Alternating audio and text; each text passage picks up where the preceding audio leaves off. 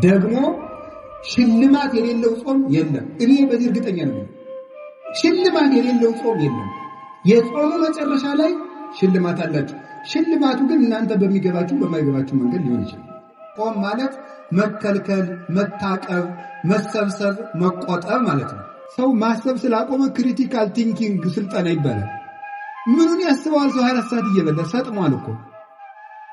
እንዴት አድርጎ ያስብ? አሁን እኮ ማሰብ አቁመን እኮ ነው ራሱ እየተበላለን ያለ። እንድናስብ ራሱ መጾም አለብን።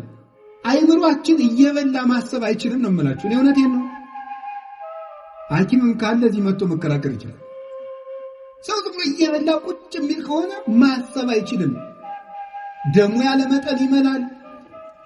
የደም ዝውውር የሞቀ ነው። እንደዚያ ባለ ቁጥር ደግሞ ዝሙት ይሰለጥንበታል። የሚያስበው ምኞቱ ብቻ ነው። የስስት ሰይጣን የሚባል አለ። የስስት ሰይጣን የሚባለው ብሉ ብሉ ቢልና በጾም ጊዜ የምግብ ሽታ የሚያመጣ ነው። ይገርማችኋል። ጾም ሸቷችሁ የማያውቀው ሻይ ጧት ነው የሚሸታችሁ። የጾሙለት ማለት ታይቶ የማይታወቅ ጓደኛ የዚያለት ምሳን ብላ እያለ ሊመጣ ይችላል። ይሄን የስስት ሰይጣን ነው። በሰዓቱ ቢቀርብልን የማንበለውን ያደረ ወጥ ማልዳ እንድንበላው እንዲህ የሚያደርግ ማለት ነው የስስት ሰይጣን ነው። ለዚህ ነው መጽሐፈ መነኮሳት ምግብ አትርፈህ ከበዓትህ እንዳታሳድር የሚለው። የስስት ሰይጣን ማለዳ ብላው ብላው ሊያሰኝ ይችላል። ማስጎምጀት ነው። በቃ ማጓጓት ታሪክ ልሙት የሚያስብል ብሉ ብሉ ብሉ እንደው ምግቡን ጨርሶ ሲጨርስ ንጉሠ ነገሥትነት የሚሾም የሚያስመስል አንድ አቅማዷ ፉርሽካ የበላችሁና ያ ግንባሽ እንጀራ የበላ ሰውዬ ነው የሚነዳት። አየሁ ሆድ አያከብርም ጌታዬ። ሆድ ያስነዳል እንደ አህያ። ሞት ከልብ እኮ ነው እንዴ? እውነት እኮ ነው። ሆድ እንደ አህያ ነው የሚያስነዳ። ሆዳም ከሆናችሁ ትነዳላችሁ። እውነቴን ነው። ገባችሁ? ሆድን ከቀነስክ ትመራለህ ማለት ነው። እንግዲህ እግዚአብሔርን መስማት ከፈለጋችሁ ጾሙ እስከ 9 ሰዓት። ሰዓቱ ይቀነስልን። መብራት ኃይል ልትከፍሉ ስንት ሰዓት ነው ወረፋ የምትይዙት? ይቀነስ በሉና እስቲ ይቀንስላችኋል። አይ ወረፋው ረዝሟል ብላችሁ እስኪ ነው። አይ ወረፋው በዛ አልከፍልም ብትሉ ምን ይሆናል? እኔ አላውቅም የሚሆነው ከተማ ስለማን ነው። ሳስበው ግን የሚሳካ አይመስለኝም። ወረፋው ረዝሟል እስቲ ይቀነስ ወደ ነው ምን ይደረጋል? ኑሮ አይደል እያላችሁ ነው የምትሰለፉ። እና ይሄም ኑሮ ነው እንግዲህ ኑሮ ነው። እስከ 9 ሰዓት ሰልፍ በሉ እግዚአብሔርን ለማግኘት እንደው ለምን ቀኑ ሙሉ አንራም? አሁን ሸክም አይደለም እግዚአብሔር ሸክም እያከበደብን። አሁን ብዙ ሰው የሚመስለው ከኢትዮጵያ ኦርቶዶክስ ተዋሕዶ ክርስቲያን ውጭ የሆነ ሰው የሚያስበው ምንድነው? እግዚአብሔር ኦርቶዶክስ ሸክም እየጫነ የለም፣ ሸክም እያቀለለችልን ነው። እግዚአብሔርን ምሰልተው መብላት እንስሳዊነት ነው። ስትጾም እግዚአብሔርን የምትመስለው ከፍ የምታረግ ቤተክርስቲያን እኮ ነው። ሰው ጾምን እየሻረ መብላት ሲጀምር እግዚአብሔርን መምሰሉን ነው እየተው የሚመጣው። አያችሁ እንዴት መዋረድ እንደሆነ። አልመብላት አለመጾም እግዚአብሔርን ከምንመስልበት መልክ ዝቅ ማለት ነው። ከዚህ በላይ ደግሞ ውርደት የለም። ሰው የተፈጠረው ለመብልን አይደለም፣ የተፈጠረው ለጾም ነው። እና ምን ጾመው ለምንድን ነው ካላችሁ ሰው ለመሆን ነው ምን ጾመው። እንደ ሰው ያለ አስደናቂ ፍጡር የለም። 3 ነገሮችን አካቶ የተፈጠረ ነው። ሰው መልአክ ነው፣ ሰው ነው፣ ሰው እንስሳ ነው። የነ ዳርዊንን እንስሳ አይደለም ያልኩት። ምንድነው ማድረግ ያለበት? ሰው ነው። ዝም ብሎ ሲበላ መልአካዊ ባህሪው ይጎዳል። ዝም ብሎ ደግሞ አልበላም ቢል እንስሳዊ ባህሪው ይጎዳል። መቆም አይችልም፣ ይታመማል፣ ይሞታል። ምንድነው ማድረግ ያለበት? የሰው ልጅ 2 ምግብ ነው የሚያስፈልገው። ለመላካዊ ባህሪው መጾም አለበት። ለሰብአዊ ባህሪው ወይም ደግሞ ለእንስሳዊ ባህሪው መብላት አለበት። ቅዱስ ወግሪስ የተባለ አባት ብሎ ይናገራል። በቀን 3 ጊዜ የሚበላ ሰው እንስሳ ነው ይላል። በቀን 1 ጊዜ የሚበላ ሰው ደግሞ መልአክ ነው ይላል። መላእክት ወደሚጾም ንጽህና ወዳለው ሰው ለመምጣት ይጓጓሉ። ቅዱስ ገብርኤል ወደ ነብዩ ዳንኤል ሲመጣ እየጓጓ ለምን? ጾመኛ ነው። ጥሬ እንብላ ምን ጥሬ እየቆጣ የባቢሎን ምግብ ይቅርብኝ እንደዚህ ወዳለ ሰው መላእክት ደስ እያላቸው ነው የሚመጡት። አቡነ ገብረ መንፈስ ቅዱስ 562 ዓመት አልበሉም አይደለም? መላእክት እኮ ክንፋቸውን ለማልበስ ነበር የሚሻሙባቸው፣ ለመጋረድ እድል ለማግኘት ነበር የሚጓጉት። እና ምግብ ያልታጠበ ዕቃ ተሐዋስያንን እንደሚሰበስበው ምግብ በተጠራቀመበት ሰውነት የሚሰበሰቡት አጋንንት ክፉ ሐሳቦች ናቸው የሚሰበሰቡት። ከሰውና ከጅብ በሆድ ማን ይበልጣል? ምን አለ ጅብ ባሉ ችግር ባሉ ማን ይበልጣል? ጅብ አይደል? ግን ትልቁ ፍጥረት ማን ነው? በሆድ የሚበልጥ ማን ነው? ይሄ እንግዲህ ስለዚህ አንፌር ነው ማለት ነው። ተቆ ከዘፋኝ ስታስፈርሙ አይደል የሚያውቃቸው ይል ዘፋኙን ፈርምልኝ ስትሉ አይደል እግዚአብሔር የጻፈው ደብዳቤ ግርም እኮ ነው የሚያደርገው። ከእግዚአብሔር መልእክት እንዲሰጣችሁ ከፈልጋችሁ ጾሙ። በወንጌል መራይከን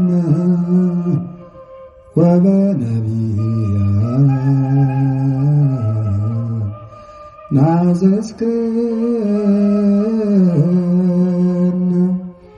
ዘላሊከ አቅረብከ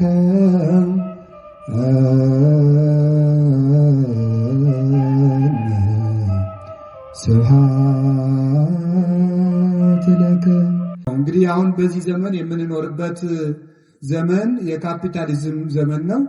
ሰውም ደግሞ አይምሮ የሰጥቶ መቀበል መርህ ነው ያለው። ምን አገኛለሁ እያለ ነው የሚኖረው ማለት ነው። ጾም ጾሜ ምን እጠቀማለሁ? ስለዚህ ጥቅሙን ብነግራችሁ በመጣችሁበት መንገድ የምትጠቀሙበትን ነገር በዚህ ዘመን አንድ ነገር ሲያደርግ ሰው ምን ይጠቅመኛል ነው የሚለው። ጭንቅላቱ ሁሉ በመንፈሳዊ ሕይወት እንኳን ሳይቀር የንግድ ሐሳብ ነው ያለው። ጸበሎቹን እንኳን መድበን እንኳን እየጨረስናቸው ነው። የእንትና ጸበል ለእንትን ይጠቅማል፣ የእንትና ጸበል ደግሞ ለእንትን ጥሩ ነው እያለ እና ምንድነው ለሆነ ነገር ምን ይጠቅመኛል ነው የምንለው። እኔ ግን ማሳያችሁ መንፈሳዊ ጥቅሞቹን እንድናውቀው ነው። እንደዚህ ካል እንግዲህ ጾም በራሱ ምንድነው ነው? ጾም ምንድነው? ጾም እንደምታውቁት መከልከል ማለት ነው። ጾም ብል ተካልኦተ ብእሲ እመብል ወኃጢአት። ጾም ማለት ከኃጢአትና ከምግብ መከልከል። ጾም ቢባል ቃል በቃል ሲተረጎም ጾም ማለት መከልከል፣ መታቀብ፣ መሰብሰብ፣ መቆጠብ ማለት ነው። መከልከል፣ መታቀብ፣ መቆጠብ፣ መሰብሰብ ነው ጾም ማለት። ይሄ ቃል በቃል ሲፈታ ቃል በቃል ጾም የሚለው ግስ ዝም ብሎ ሲፈታ ቃሉ እንዲፈታ። መንፈሳዊ ትርጉም ሲሆን ደግሞ ከኃጢአት ከምግብ በታወቀ ጊዜ በጊዜው በታወቀ በተለካ በተሰፈረ ጊዜ ከመብልና ከኃጢአት መከልከል ጾም ይባላል። ለምንድነው ጾም የምንጾመው ነው? ጾም የሰው ልጅ የተፈጠረለት ዓላማ ነው። ይገርማችኋል የእግዚአብሔር ቤተሰቦች፣ ሰው የተፈጠረው ለመብልን አይደለም፣ የተፈጠረው ለጾም ነው። እና ምን ጾመው ለምንድነው ካላችሁ ሰው ለመሆን ነው የምንጾመው። ሰው ለመሆን ነው የምንጾመው። ሰው የተፈጠረ ለጾም ነው። ኦሪት ዘፍጥረት ምዕራፍ 1 ቁጥር 26 ላይ እግዚአብሔርን በመጀመሪያ ሰማይና ምድርን ፈጠረ ይልና ምዕራፍ 1 ቁጥር 1 ላይ ምዕራፍ 1 ቁጥር 26 ላይ ምንድነው የሚለው? ንግበር ሰብአ በአርአያነ ወበአምሳሊነ፣ እግዚአብሔርም ሰውን በአርአያውና በአምሳላችን እንፍጠር አለ። በአርአያችን በአምሳላችን እንፍጠር አለ ይላል። ታውቃላችሁ ይሄን ጥቅሱን ማታውቁት ነው አይደለም። ሰውን በመልካችን በአርአያችን እንፍጠር አለ። እግዚአብሔርን መስለን የተፈጠር ነው። እግዚአብሔር ይበላል አይበላም? ምእመናን እስኪ ተናገሩ እንጂ ይበላል አይበላም? አይበላም። እናንተ ዝም ብትሉ እኔ መሰክርለታለሁ። ይበላል አይበላም? አይበላም። ሰው ደግሞ በማን መልክ ነው የተፈጠረው? በእግዚአብሔር መልክ ነው የተፈጠረው። ስለዚህ እግዚአብሔር አትብሉ የሚለን እግዚአብሔር እንደዚህ ብሎ እንደ ክፉ ዳኛ እንዲያርግ ብሎ አለቅነቱን ለማሳወቅ አምላክነቱን ለማሳወቅ እኛን መግዛቱን ለማሳወቅ አይደለም እንደዚያ የሚለን። እንደዚያ የሚለን ሰው በእግዚአብሔር አምሳል ስለተፈጠረ እግዚአብሔር ደግሞ የማይበላ የማይጠጣ ዘላለማዊ ሕያው ከምግብ ውጭ የሆነ በዘላለማዊ ባህሪ የሚኖር ስለሆነ ያንን በሱታፊ አምላክ በጸጋ እሱ በባህሪው ሕያው የሆነበትን መልክ ለኛ ስለሰጠን እግዚአብሔር በክብሩ የማይበላ እንደሆነ የሰው ልጅ ሲጾም የእግዚአብሔርን ክብር ይሳተፋልና ምን ይሆናል? የሰው ክብሩ እግዚአብሔርን መምሰል ነው። አለመብላት እግዚአብሔርን መምሰል። እግዚአብሔር አይበላም፣ እግዚአብሔር አይጠጣም። እግዚአብሔርን ሰው በእግዚአብሔር ማምሳል የተፈጠረ ሲባል እግዚአብሔርን መምሰል ማለት ፍቹ ብቻ ነው አላልኩም። በጣም ብዙ ትርጉም ያለው ሊቃውንቱ ያመሰጠሩበት እነ ቅዱስ ጎርጎርዮስ ዘንዚናዙ፣ እነ ቅዱስ ጎርጎርዮስ ዘኑሲስ ሊቃውንት አባቶች በሙሉ የተራቀቁበት ሐሳብ ነው። ሰው በእግዚአብሔር አምሳል ተፈጠረ። ሌላ ብዙ ትርጉም አለው። በጊዜው ከሌሎች መምህራንም ትማሩታላችሁ፣ ታነቡታላችሁ። እያልኩ ያለሁት ሰው በእግዚአብሔር አምሳል ተፈጠረ ሲባል አንዱ እግዚአብሔር አይበላም አይጠጣም። ሰው ሲጾም እግዚአብሔርን ይመስላል። ስለዚህ መጾም እግዚአብሔርን የሚያስመስል የሰው ልጅ ክብር ነው ማለት ነው። ሰው ጾምን እየሻረ መብላት ሲጀምር እግዚአብሔርን መምሰሉን ነው እየተው የሚመጣው። አያችሁ እንዴት መዋረድ እንደሆነ። አልመብላት አለመጾም እግዚአብሔርን ከምንመስልበት መልክ ዝቅ ማለት ነው። ከዚህ በላይ ደግሞ ውርደት የለም። እግዚአብሔርን ከመምሰል በላይ ውርደት እግዚአብሔር የሰጠን የመጨረሻ ክብር ነው። ይገርማችኋል፣ መጨረሻ ላይ እኮ ከሞት ተለይተን ተነስተን የማንበላን ምን ሆነው ስንበላ ኑረን እንኳን ወደ አለመብላት ነው የምንሄደው። ስለዚህ ጾም መጀመሪያ እግዚአብሔርን መስለን የተፈጠርንበት ዓላማ ነው። መጨረሻ ላይ ጥቂት እየጾም ጾሙን እየጨመር መሃል ላይ ምግብ እየበላን እንቆይና መጨረሻ ላይ ወደማንበላበት እግዚአብሔርን ወደምንመስልበት መልክ እንሄዳለን። በሰማይ እያወስቡ ወይቷሰቡ አላ ከመመላእክት እግዚአብሔር ይነብሩ። በሰማይ አይበሉም አይጠጡም አያገቡም አይጋቡም፣ እንደ ሰማይ መላእክት ይኖራሉ። ምግብ ያልፍና አለመመገብ ይቀጥላል። የሚመገበው ባህሪያችን ይታደስና ባለመመገብ ኃይል መኖር ይጀምራል። ስለዚህ ልብ በሉ፣ መጀመሪያም የተፈጠርንበት መልካችን ነው፣ መጨረሻ የምንገባበት መልካችን ምግብን ትቶ መኖር ነው። እስመ ከርስ ለመብል ወመብልኒ ለከርስ ወእግዚአብሔር ይስዕሮሙ ለክልኤሆሙ። መብል ለሆድ ነው፣ መብል ለሆድ ነው፣ ሆድም ለመብል ነው። እግዚአብሔር ሁሉንም ያሳልፋቸዋል። ባለመኖር ባለማለፍ የሚኖረው ጾም ነው። እግዚአብሔርን ያስመስላል፣ መላእክትን ያስመስላል። መላእክት አይበሉም አይጠጡም። ሰው የሰማይ መላእክት ባልንጀራ ነው። መላእክትን የሚያስመስለን ህይወት አለመብላት ነው። ይገርማችኋል፣ ሰው የእግዚአብሔር ሰዎች በጣም ሰው ልዩ ፍጡር ነው። እንደ ሰው ያለ አስደናቂ ፍጡር የለም።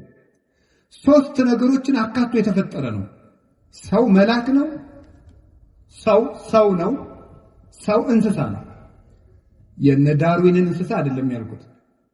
ሰው መልአክ ነው፣ ሰው ነው፣ ሰው እንስሳ ነው።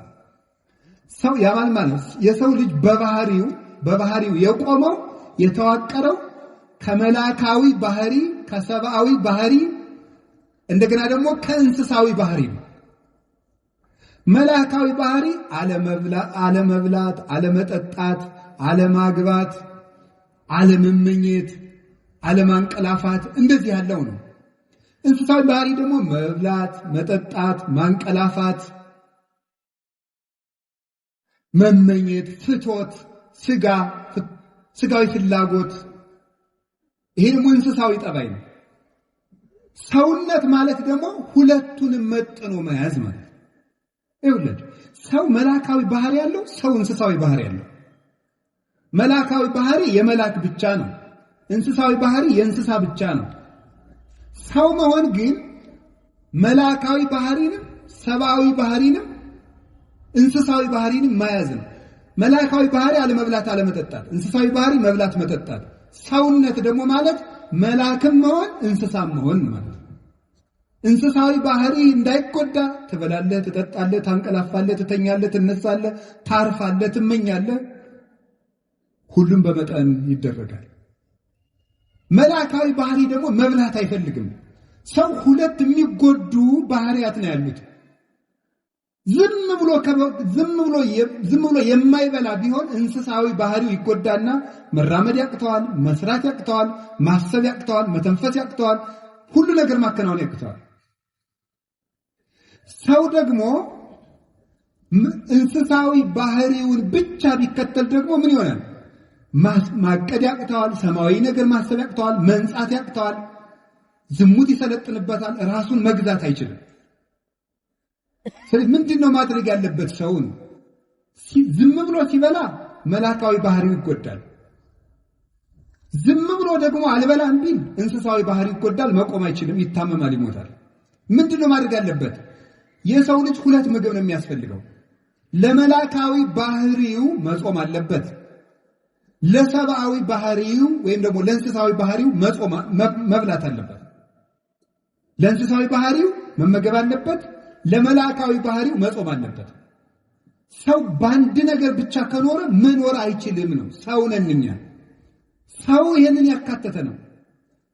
እንግዲህ የእግዚአብሔር ሰዎች አሁን የግራ ጎናችሁ በቁስል ነፍሮ በስብሶ የቀኝ ጎናችሁ ብቻ እድሜ ሊቀጠልለት ይጠቅማቸዋል እንዴ? አይጠቅም።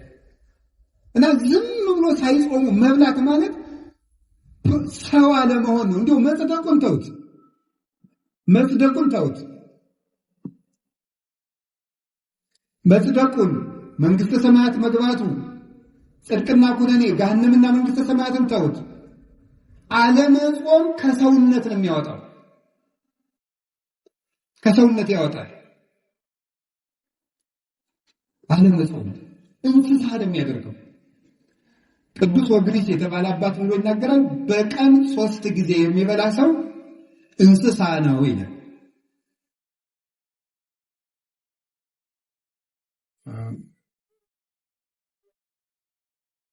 በቀን 3 ጊዜ የሚበላ ሰው እንስሳ ነው። በቀን 2 ጊዜ የሚበላ ሰው ነው። በቀን 1 ጊዜ የሚበላ ሰው ደግሞ መልአክ ነው ይላል። አይው እግዚአብሔር ሰዎች አሁን ሰው መብልን እየቀነሰ ሲሄድ መልአካዊ ባህሪውን የሚሰለጥነው የሚያቅደው ነገር የሚያምር ሰው የማይጎዳ ሀገር የሚጠቅም ራሱን የሚያሳድግ አይምሮ ሁሉ ደብዛዛ አይደለም፣ ስል ነው፣ የተሳለ ነው። አሁን እኮ ይገርማል። ሰው ማሰብ ስላቆመ ክሪቲካል ቲንኪንግ ስልጠና ይባላል። ምኑን ያስበዋል? ሰው 24 ሰዓት እየበላ ሰጥሟል እኮ። እንዴት አድርጎ ያስብ? አሁን እኮ ማሰብ አቁመን እኮ ነው ራሱ እየተበላለን ያለው። እንድናስብ ራሱ መጾም አለብን። አይምሮአችን እየበላ ማሰብ አይችልም ነው የምላችሁ። እኔ እውነቴን ነው። ሐኪምም ካለ እዚህ መጥቶ መከራከር ይችላል። ሰው ዝም ብሎ እየበላ ቁጭ የሚል ከሆነ ማሰብ አይችልም። ደሙ ያለ መጠን ይመላል። የደም ዝውውር የሞቀ ነው። እንደዚያ ባለ ቁጥር ደግሞ ዝሙት ይሰለጥንበታል። የሚያስበው ምኞቱ ብቻ ነው። ትክክለኛ ሐሳብ ማሰብ አይችልም። እንደግም በደፈረሰ ውሃ ፊትን ማየት ይቻላል? አይቻልም። ውሃው እኮ ሲጠራ ነው። እኛ እንኳን ደፍርሰናል። መብላት ደፍራሳ ጭንቅላት ነው ያለው እና የምናስበው ነገር ሁሉ ደፍራሳ ነው። የጠራ ዕቅድ የጠራ ህይወት መኖር ትፈልጋችሁ እንደው ክርስቲያን ባትሆኑ እንኳን ጾም ሰውነት ነው የምላችሁ። ወደ ጽድቁ እንመጣበታለን። ጾም ሰውነት ነው። ወደ ጽድቁ ቅድም ነግሬያችኋለሁ። እግዚአብሔር የሚያስመስል ጾም ሰውነት ነው። ሰው መሆን ከፈልጋችሁ ጾሙ። አውሬ መሆን ከፈልግ ብላ 24 ሰዓት። እንስሳ መሆን ከፈልግ እንደ እባብ እንኳን እኮ ይጾማል። እባብ 40 ቀን ይጾማል። ስለዚህ እግዚአብሔር ሰሞች ጾም ምንድነው ከተባሉ የሰው ክብር ሰውነት ነው። ሰውን ሙሉ የሚያደርገው ሲጾም ነው። የማይጾም ሰው ሙሉ አይደለም፣ ጎደሎ ነው። ጾም ቅድም ነገርኳችሁ፣ 3 ነገር ነገርኳችሁ። እግዚአብሔርን ያስመስላል፣ መላእክትን ያስመስላል። አይበሉም አይጠጡም መላእክት።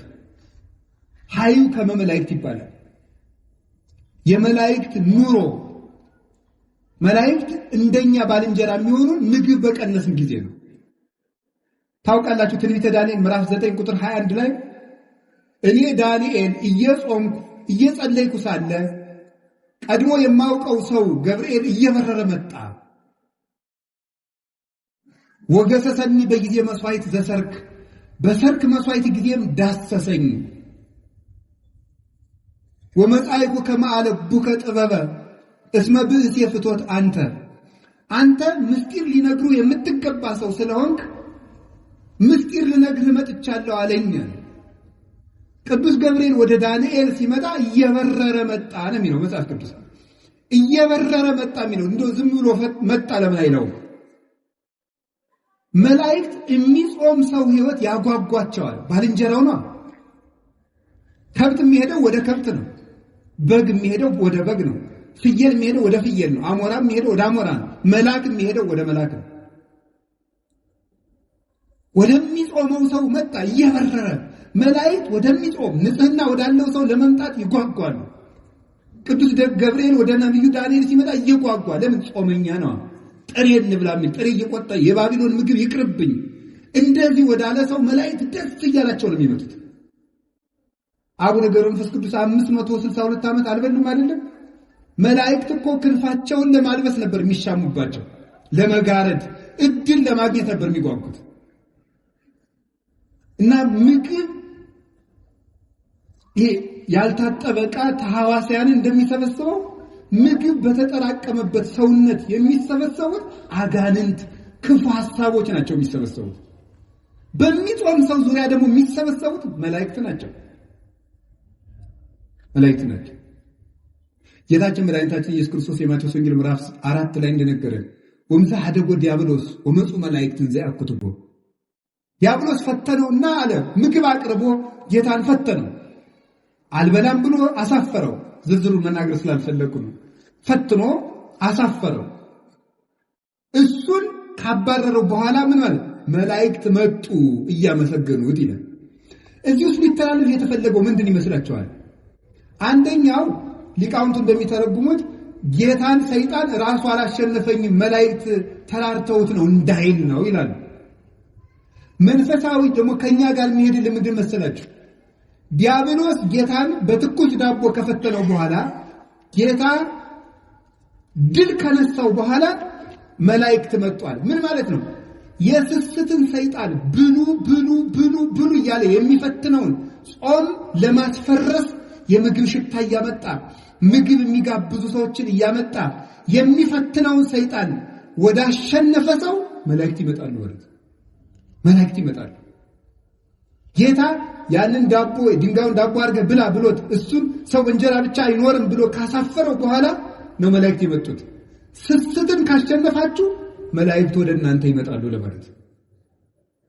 የስስት ሰይጣን የሚባል አለ። የስስት ሰይጣን የሚባለው ብሉ ሚልና በጾም ጊዜ የምግብ ሽታ የሚያመጣ ይገርማችኋል። ጾም ሸታችሁ የማያውቀው ሻይ ጧት ነው የሚሸታችሁ። የጾሙለት ማለት ታይቶ የማይታወቅ ጓደኛ የዚህ ያለት ምሳን ብላ እያለን ይመጣ ይችላል። የሚያመጣው የስስት ሰይጣን ነው። በሰዓቱ ቢቀርብልን የማንበለውን ያደረወጥ ማልዳ እንድንበላው ያደርግ እንደሚያደርግ ማለት ነው የስስት ሰይጣን ነው። ለዚህ ነው መጽሐፈ መነኮሳት ምግብ አትርፈ ከበዓትህ እንዳታሳድር የሚለው። የስስት ሰይጣን ማለዳ ብላው ሊያሰኝ ይችላል። ማስጎምጀት ነው። በቃ ማጓጓት ታሪቄ ልሙት የሚያስብል ብሉ እንደው ምግቡን ጨርሶ ሲጨርስ ንጉሠ ነገሥትነት የሚሾም የሚያስመስል የሚያጓጓ ሰይጣን አለ። ያንን ካሸነፋችሁ የመላእክት ዘመዶች ትሆናላችሁ። ከዚያሳ ዳንኤል ጾመ፣ ቅዱስ ገብርኤል መጣ። ምን አለ? ዳሰሰኝ ከንፈሬን አለ። ምን አደረገ? ጥበብ ገለጸልኝ። የ490 ዓመት ማህተም ተረጎመለት። ትንቢት ተረጎመለት። ምስጢር ነገረው። ልብ ሰጠው። አሁን ልብ ያጣነው ጾም ሰን ዳንኤል ጾመና ዳንኤል ነብዩ ምንድን ያለው? ቅዱስ ገብርኤል ለዳንኤል እንዲህ ያለው መጻይኩ ከማለብከ ወንዜኑ ከጥበበ ጥበብ ልነግር ልብ ልሰጥ ማስተዋል ልነግር መጥቻለሁ። አሁን የምንዘነጋ መጽሐፍ እየተመለከትን እንቅልፋችን የሚመጣ ማስተዋል የማንችል የተሰበክነው ስብከት እዚሁ እንደ ቆሎ ረግፎ የሚቀር ቤታችን አንጠልጥለነው እንዳሌል የሚያደርግ ምንድነው? ስለማንጾም ነው። ስንፍና እንቅልፋምነት የምን ውጤት ነው? ያለ መጾም ውጤት። እንግዲህ መጾም ሰውን እግዚአብሔርን ያስመስላል። መጾም ሰውን ሰው ያደርገዋል። መጾም ሰውን መልአክ ያደርገዋል። መጾም ሰውን የመላእክት ጓደኛ ያደርገዋል፣ ባልንጀራ ያደርገዋል፣ ያዛምደዋል። መላእክት ደስ እያላቸው ይመጣሉ ወደሚጾም ሰው። ጌታ ምንድን ነው ያለው? ክፉ ሰይጣን ያለ ጾም አይወጣም አለ። ስለዚህ ያሬ ሰዎች መልአክ መሆን ከፈልጋችሁ፣ የመላእክት ዘመድ መሆን ከፈልጋችሁ፣ እግዚአብሔር መፍሰል ከፈልጋችሁ ጾሙ። የነቢያት ጾም ደግሞ አባቶቻችን በረከት ተቀብለውበታል። አንደኛ ተመልከቱ፣ የነቢያት ጾም የሚጀምረው ከሙሴ ነው። ሙሴ 40 ቀን ጾሟል። 40 ቀን ሲጾም ምንድን ያደረገው? ሲጾም 40 ቀን እየጾመ ከእግዚአብሔር ጋር ቃል በቃል ተነጋገረ ይላል። 570 ጊዜ ጾም ከእግዚአብሔር ጋር የመነጋገር ባለሟልነት የሚያሰጥ ነው። እግዚአብሔርን ማነጋገር ደግሞ ቀላል ነገር ይመስላችኋል እንዴ? አንድ ትልቅ ሰው እንኳን ሊያነጋግራችሁ ቀጠሮ ሲይዝላችሁ እንዴት ነው ደስ የሚላችሁ? እግዚአብሔርን ቃል በቃል እንደ ጓደኛ 570 ቃላትን እንዲነጋገር ያደርገው ነው ጾም። ጾም ምን ይጠቅማል ብትሉ ይሄ የነቢያት ጾም አሁን ህዳር ጾም የምንለው ምን ጾመው ከእግዚአብሔር ጋር የሚያነጋግር ጾም ነው። እንግዲያው ከእግዚአብሔር ጋር መነጋገር የሚፈልግ ይጾም። ከሰይጣንና ከስጋው ጋር መነጋገር የሚፈልግ ደግሞ ይብላል። ምርጫው እናንተ። ሙሴ ይሄንን ጾም ጾሞ እግዚአብሔርን አነጋገረ። ከዚህ በላይ እድልስ አለ ወይ? እግዚአብሔርን ከማነጋገር በላይ ምን እድል አለ? እግዚአብሔርን ለማነጋገር 100 ዓመትስ ብንራብ እግዚአብሔርን ማነጋገር እኮ የነፍስ ጥጋብ እኮ ነው። እግዚአብሔርን ማየት፣ እሱን መስማት። አጸም ዘይነብበን እግዚአብሔር አምላኬ እስመውቱ ይነብብ ሰላም ለሕዝቡ። እግዚአብሔር ንግግሩ ሰላም፣ ልብን የሚያረጋጋ የእግዚአብሔር ንግግር የሞት ማሰሪያን የሚቆርጥ ነው። ተራራን የሚያንቀጠቅጥ፣ ባህሩን የሚከፍል፣ አናብስትን የሚለጉ፣ እሳትን ጸጥ የሚያደርግ፣ መቃብርን ሳይከፈት ሙት የሚቀሰቅስ ነው። ጌታችን ኢየሱስ ክርስቶስ አልዓዛርን የቀሰቀሰው በቃሉ ነው። እግዚአብሔርን መስማት ትልቅ ነገር ነው። እንግዲህ እግዚአብሔርን መስማት ከፈለጋችሁ ጾሙ እስከ 9 ሰዓት። ሰዓቱ ይቀነስልን። መብራት ኃይል ልትከፍሉ ስንት ሰዓት ነው ወረፋ የምትይዙት? ይቀነስ በሉና እስቲ ይቀንስላችኋል። አይ ወረፋው ረዝሟል ብላችሁ እስኪ ኑ። አይ ወረፋው በዛ አልከፍልም ብትሉ ምን ይሆናል? እኔ አላውቅም የሚሆነው ከተማ ስለማልኖር። ሳስበው ግን የሚሳካ አይመስለኝም። ወረፋው ረዝሟል እስቲ ይቀነስ ወደ ነው ምን ይደረጋል? ኑሮ አይደል እያላችሁ ነው የምትሰለፉ። እና ይሄም ኑሮ ነው እንግዲህ ኑሮ ነው። እስከ 9 ሰዓት ሰልፍ በሉ እግዚአብሔርን ለማግኘት። እንደው ለምን ቀኑ ሙሉ አንራብ? አሁን ሸክም አይደለም፣ እግዚአብሔር ሸክም እያከበደብን። አሁን ብዙ ሰው የሚመስለው ከኢትዮጵያ ኦርቶዶክስ ተዋሕዶ ክርስቲያን ውጭ የሆነ ሰው የሚያስበው ምንድነው? እግዚአብሔር ኦርቶዶክስ ሸክም እየጫነ የለም፣ ሸክም እያቀለለችልን ነው። እግዚአብሔርን ምሰልተው መብላት እንስሳዊነት ነው። ስትጾም እግዚአብሔርን የምትመስለው ከፍ የምታረግ ቤተክርስቲያን እኮ ናት። እንስሳ ከመምሰል መልአክ ወደ መምሰል፣ እግዚአብሔርን ወደ መምሰል ማሳደግ እኮ ነው። ሰውነትን ከፍ ማድረግ ነው። የሰው ልጅን ባህሪ የሚያከብር ነገር እኮ ነው ይሄ። እዚህ እግዚአብሔር ሰዎች ከፍጥረት ሁሉ የከበረ ማን ነው? ሰው በሉ። ከሰውና ከጅብ በሆድ ማን ይበልጣል? ምን አለ? ጅብ በሉ። እሺ ትክክል በሉ በሉ። ማን ይበልጣል? ጅብ አይደል? ግን ትልቁ ፍጥረት ማን ነው? በሆድ የሚበልጥ ማን ነው? ይሄ እንግዲህ ስለዚህ አንፌር ነው ማለት ነው። እኛ ከበለጥን በሆድ መብለጥ ያለብን ማን ነው? እኛ ነበር መብለጥ የነበረብን። የከበርን ፍጥረታችሁ እናንተ ናችሁ ብሎ ከጅብ ያነስን ከበላን ተበድለናል ማለት ነው። መብታችን እንግዲህ ምንድነው ካላችሁ የሰው ክብሩ ምግብ አይደለም ማለት ነው። ትልቁ ፍጥረት ትንሽ ይበላል፣ ያነሰው ፍጥረት ትልቅ ይበላል። ለምን? ትልቁ ፍጥረት ትንሽ የሚበላበት ምክንያት የሰው ክብሩ ምግብ ስላልሆነ። አሳማ ብዙ ይበላል። አሳማን ግዛ ተብሎ የተፈጠረው የሰው ልጅ ግን ትንሽ ይበላል። አህያ ብዙ ይበላል። አህያን የሚነዳት የሰው ልጅ ግን ትንሽ ይበላል። አንድ አቅማዷ ፉርሽካ የበላችውን አህያ ግማሽ እንጀራ የበላ ሰውዬ ነው የሚነዳት። አየሁ ሆድ አያከብርም ጌታዬ። ሆድ ያስነዳል እንደ አህያ። ሙት ከልብ እኮ ነው እንዴ እውነቴን እኮ ነው። ሆድ እንደ አህያ ነው የሚያስነዳ። ሆዳም ከሆናችሁ ትነዳላችሁ። እውነቴን ነው። ገባችሁ? ሆድን ከቀነስክ ትመራለህ ማለት ነው። ሆዳም ከሆንክ ትነዳለህ። እንደዚህ ነው የምትሆነው። ሆዳም ሰው ምን እንደተነዳ ነው የሚኖረው። የራሱ ሐሳብ የለውም። አህያ ምን ሐሳብ አላት? መነዳት ነው። አትሁኑ እንደዚያ። ጾሙ ተጾምን ነው እግዚአብሔር የሚያከብረን። ከቃሉ ጋር ናችሁ? ከቃሉ ጋር ናችሁ ወይ? አዎ።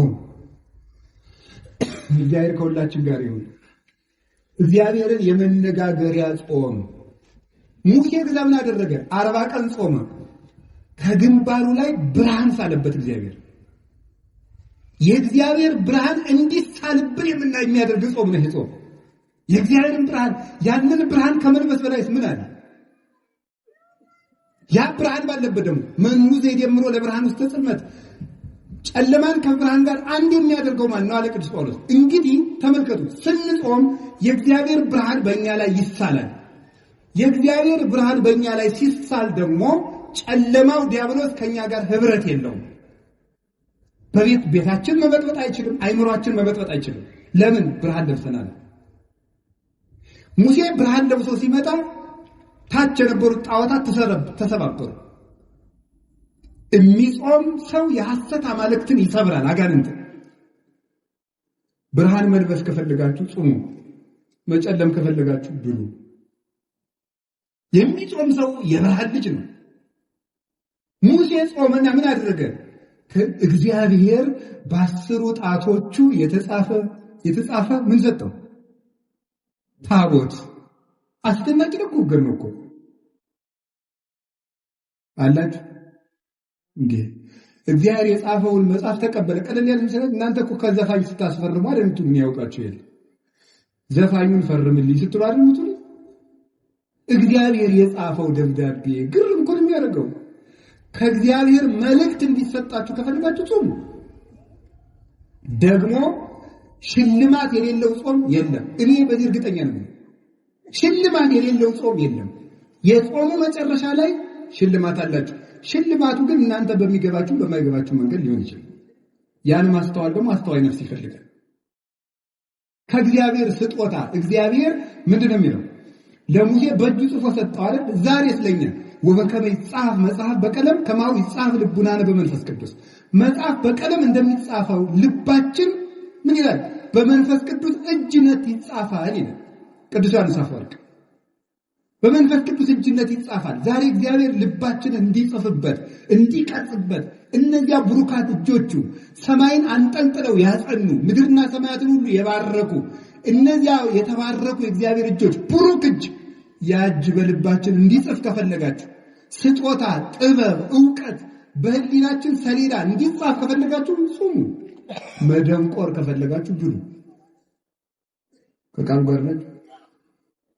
የነቢያት ጾም ይሄን ጾም ነው የምንጾመው። የሙሴ ጾም ማለታቸው ይሄንን ጾም ኤልያስ ጾሞታል።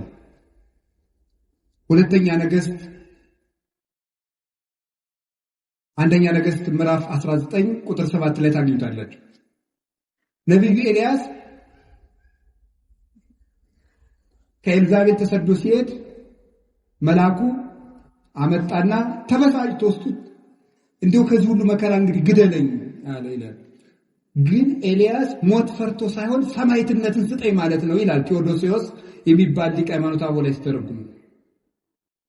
እባክህ ሰማዕትነትን አትንፈገኝ ሲል ነው እንጂ ኤልያስ ተናዶ አይደለም፣ ፈርቶ አይደለም። እግዚአብሔር ይላል ዛፍ ስር ተኛ ይላል።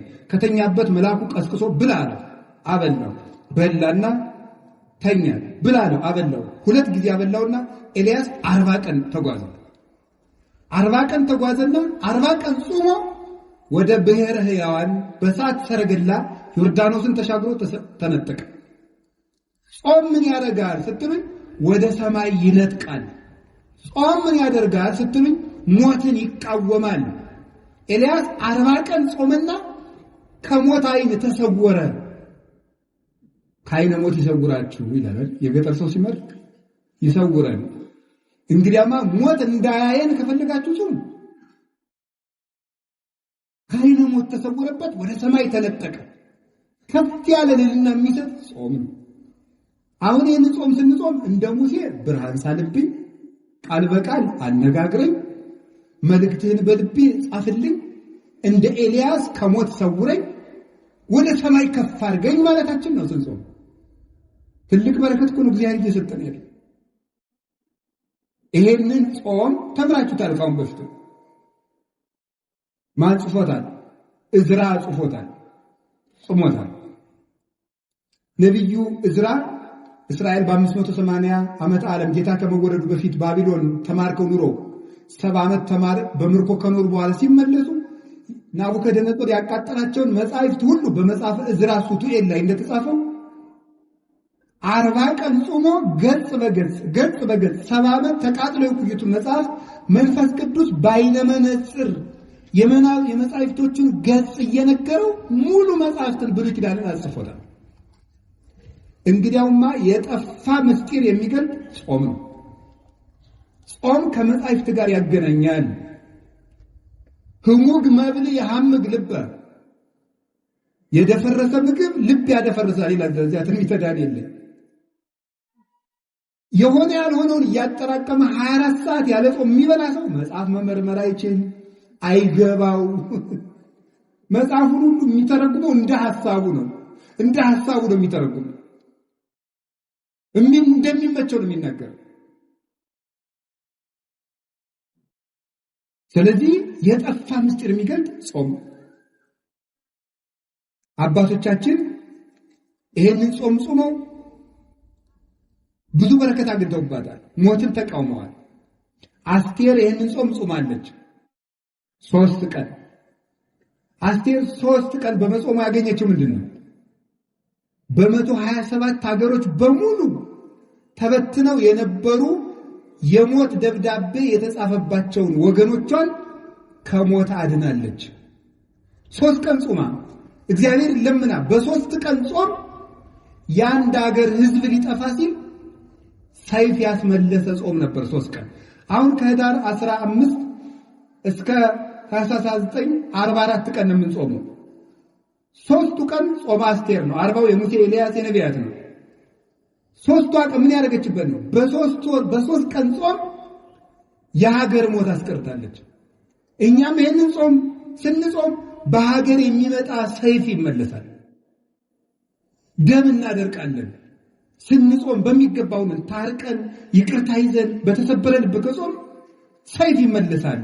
የሀገር ሰላም ይመጣል። ወገን እንዳይጠፋ እናደርጋለን። ይሄ ጾም ምን ያደርጋል? የአስቴር ጾም ምን አደረገ? በንጉሱ ፊት ግርማ ሞገስ ሰጣት። የአሕዛብ ሚስቶች ባሎቻቸው ሳይጠሯቸው ከመጡ ይገደላሉ። 3 ቀን ጾመችና እግዚአብሔር ወይ ግርማ ሞገስ ስጠኝ አለችና ንጉሱ ሳይጠራት ከንጉሱ ቤት ሄደች። በደስታ አነጋገራት። በሚገላት ንጉስ ፊት በምትገደልበት ርዕሰ ጉዳይ ሽራ ሂዳ ግርማ ሞገስ ያገኘችበት የ3 ቀን ጾም ነው። ግርማ ሞገስ፣ መወደድ። ግርማ ማለት በመጽሐፍ ቋንቋ ብዙ ትርጉም መፈራት፣ መወደድ፣ ባለሟልነት ተብሎ ይተረጎማል። መወደድ ራሱ እንዲያው አንዳንድ ሰው አለ እኔ እንደው በየርኩበት ሰው አይወደኝም የሚል ሰው ጾም። እውነቴን ነው። አስቴርን እኮ አሕዛባዊ ንጉስ ወዷታል። እንደው በየርኩበት አይወደኝም፣ መስሪያ ቤት ሰድ አልወደድም፣ በየርኩበት በር ይዘጋብኛል። ጾም አዛኝን ከልክ ከጾማችሁ ሰው ይወዳችኋል።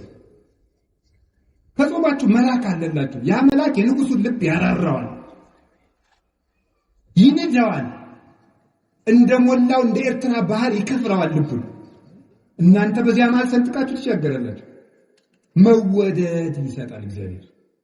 በጾም መወደድ ይገኛል። መወደድ፣ መታፈር፣ መከበር። ጭብጥ የማታክሉ ሰዎች ናችሁ፣ እንደ ሺህ ትፈራላችሁ ስትጾሙ ነው። አቡነ ሐራ ድንግል ኢትዮጵያዊ ጻድቅ ሲጾሙ እየኖሩ በቀን የሚመገቡት አንድ ኮል ምንድነው እንኳን ነው የሚመገቡት። አንድ ወይስ በእናንተ ቋንቋ አንድ አፕልም በሉ ችግር የለም። አፕል እኮ እንደ አፕል አይጣፍጥም። አንድ ፍሬ ነው የሚበሉት። በዘመኑ የነበረው ንጉስ ሱስንዮስ በሃይማኖት ስለተለያዩ ነገር ተሰርቶባቸው ሊገላቸው ፈለጋቸው።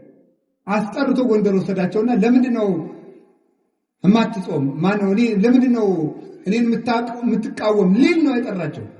ሂደው ግን ከቤተ መንግስት ሲቆሙ ለምን ጠራይ ሲሉት እንዲሁ እንደተባረከኝና ሰላም ልል ነው ብሎ ይሰደዳቸው። ለምንድነው እንደዚህ ያደረገ ሲባል ግርማ ሞገስ የተራቡለት ክርስቶስ፣ የተጠሙለት ክርስቶስ፣ እናት አባት የተውለት ክርስቶስ፣ ብቻቸውን የተሰቃዩለት ክርስቶስ ከፍቶታት እኮያት ከአጣውር ኩሳት ከስጋ ጋር ከአጋንንት ጋር ከአራዊት ጋር ከብርድ ጋር ከፀሐይ ጋር ከብቸኝነት ጋር ከስደት ጋር የታገዙለት ክርስቶስ ግርማ ሞገስ ሰጣቸው። እናንተ በተከሳችሁ በሄዳችሁ ጊዜ እናንተ የምትናገሩ አይምሰላችሁ፣ የሰማይ አባታችሁ መንፈስ በእናንተ ላይ ይናገራል ያለው ተፈጸመላቸው። ወመምህር ዘይትቃወም ለነ የሚከራከርልን መምህራችን ክርስቶስ ነው የተባለው ነው። አንደበት ይሆንልን ዝግ የሆነ አንደበታችሁ በተከሰሳችሁበት እየሰረቃችሁ ተከሰሱ አላልኩም። በምትገደሉበት አፍስም ግርማ የሚሰጥ ጾም ነው። የሚንበለበል ሰይፍ የሚመልስ ምንድን ነው? ጾም ነው። እንደዚህ ብቻ አይደለም። የሁል ጊዜ ስቃይ አውሬ የሆነው ሃማ የተገደለው በአስቴር ጾም ነው። ይገርማል። ጾም ማለት ያለ ሰይፍ የሚዋጉበት ረቂቅ የብርሃን ሰይፍ ነው። አስቴር ወገኖቿን የሚጨርሰውን ሃማን ለመጋደል ሰይፍ አልታጠቀችም፣ ጾመች። ስትጾም እሷ ሰይፍ ሳታነሳ የእሷን ወገኖች የሚገድለው ሃማ ራሱ የእሷን አጎት ሊሰቅልበት ባዘጋጀው እንጨት ተሰቅሎ ሞተ። ለሚመለስ ጠላት ልብ የሚሰጥ ልቡ ለደነደነ ጠላት ደግሞ የሚዋጋ ሰይፍ ጾም ነው። ዮዲት የምትባለው 3 ቀን ጾማ ነው የእስራኤልን ጠላት ንጉስ ያሸነፈችው። ጾም ጠላት ያሸንፋል። ይሄ ብቻ አይደለም። የተዋረደውን መርዶክዮስን ሹመት ሰጠው፣ ክብር ይሰጣል። ጾም ወርቆ የነበረውን ሃማ ስላልሰገደልኝ እገለዋለሁ ያለውን መርዶክዮስን በሃማ ወንበር ያስቀመጠ የአስቴር ጾም ነው።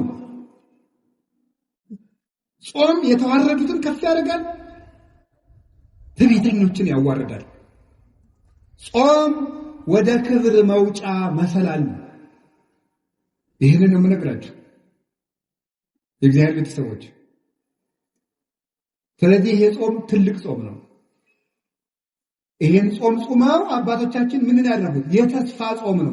የነቢያት ጾም የተስፋ ጾም። የተስፋ ጾም ምንድን ያለው? እባክህ ተወለድልን ብለው ፍጥረታት በሙሉ የሚናፍቁትን ክርስቶስን ለማየት አባቶቻችን የተራቡት ረሃብ ነው። ክርስቶስን ለማግኘት የተራሃቡት ረሃብ ነው። እንባዬን ከመጠጥ ቃል እጠጣዋለሁ እንዳለ ቅዱስ ዳዊት እንባውን ከሚጠጡት ጽዋ ጋር እያንጠበጠቡ እየጠጡ አምላኬ አምላኬ ገይሳቤከ ጸማት ነፍሴ ለከ፣ አምላኬ ወደ አንተ ገሰግሳለሁ ነፍሴ አንተን ተጠማች እያሉ ማይዚ እበጽ ወእሬ ገጾን አምላኬ የፈጣሪን ፊት የማየው መቼ ነው እያሉት ፊት ፈጣሪን ፊት መቼ ነው የማየው? ከማፈቅር ኃይል ሃማንቂ ተማያት ከማውት አፈቅር ነፍሴ ያ በእግዚአብሔር አምላኬ ጸማት ነፍሴ ለከ። ዋሊያ ወደ ተጠማ እንደሚናፍቅ ነፍሴ እግዚአብሔርን ተጠማች፣ ወዴት ነው የምደርሰው እያሉ እባክህ ሰማያትን ቀደህ ውረድ ያሉት እንደ ፌቆን ተንስ ወተመሰላለ ወይጠል እኔን ለማዳን ስትመጣ እንደ ፌቆ እንደ ዋላ እየዘለልክና ይላል መኃልየ ዘሰሎሞን። ልጅ ወንድሜ በተራሮች ላይ እየዘለልክና ያ ውሃውን ለመጠጣት እየቸኮለ ተራራውን መር እያለ ሰፊውን መሬት እየቆነጠረ እንደሚወርደው በስጋ የምትዛመደኝ ወልዶ ኃይል ክርስቶስ እኔን ለማዳን ወደዚህ ምድር ስትመጣ እንደ ፌቆ እየፈጠንክና አትቅርብን ስጋ ለብሰህ አድነን በምሕረት ተመልከተን ብለው የለመኑት የተስፋ ጾም ነው። ይሄንን ተስፋ ለምኑት ፈኑ ዲከ ማርያም አሉት ወኮ እጅን ከአርያም ላክልን አሉት ወኮነ ጽድቅነ ከመጽርቀ ትክቶ ልብሳችን እንደ መርገም ጨርቅ ሆነ አሉ። ይሄንን ይዘው የለም ፈኑ ብርሃነ ወጽድቀከ እባክህ ብርሃንና ጽድቅህን ላክልን አሉት።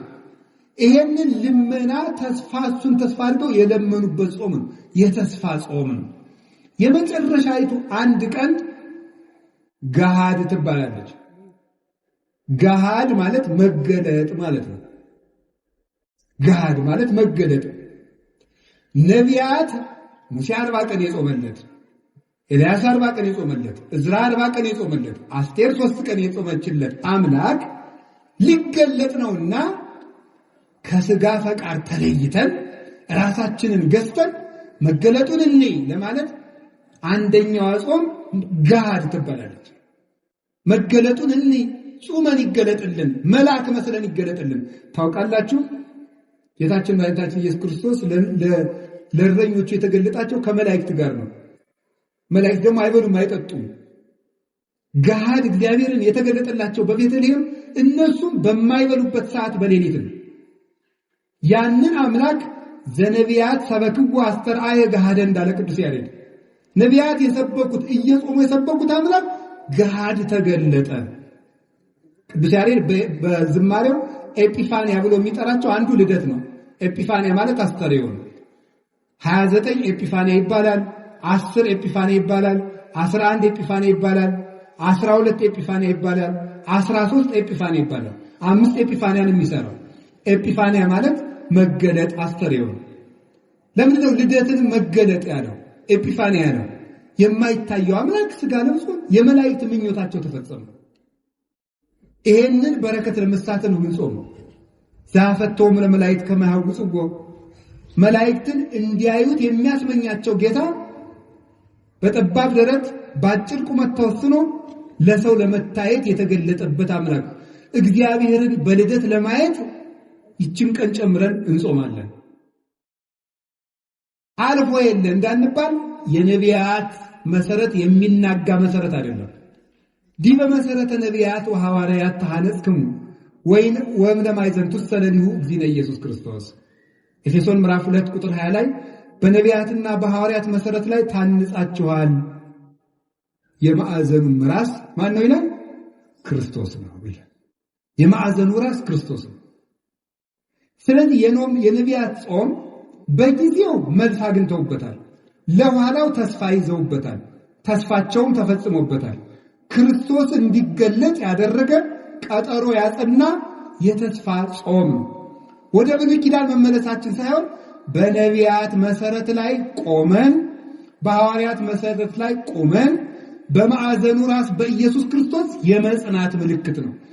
በነቢያትና በሐዋርያት መሰረት ቆሙ የተባልነው ደግሞ ሐዋርያውን የሰበከን ጌታችን ኢየሱስ ክርስቶስ በወንጌል እስከሚገለጥና ተስፋውን እስኪሰጠን ድረስ በነቢያት ሲያረጋጋን ኑሯልና በወንጌል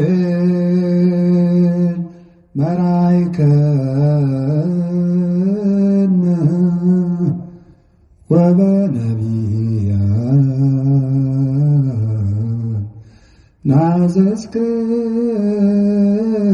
ናዘዝክነ ዘላሊከ አቅረብከ